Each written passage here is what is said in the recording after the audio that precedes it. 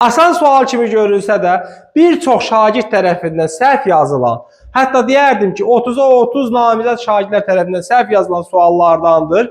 Bu gördüyünüz sual bir çox şagirdi 30'a 30 yazmaqdan kənarda saxladı.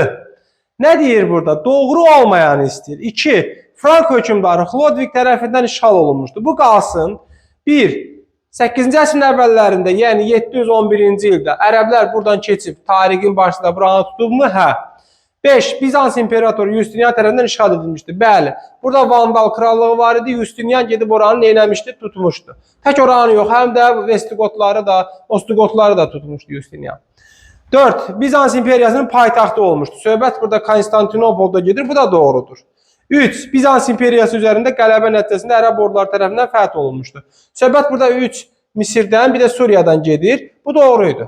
Bu doğrudur. Bəs doğru olmayan nədir? Burada Frank hökmdarı Xlodvig tərəfindən işğal olunmuşdu. İtaliya işğal olunmayıb. Doğru olmayan variantdır. Doğru olmayan variant burada A variantı idi.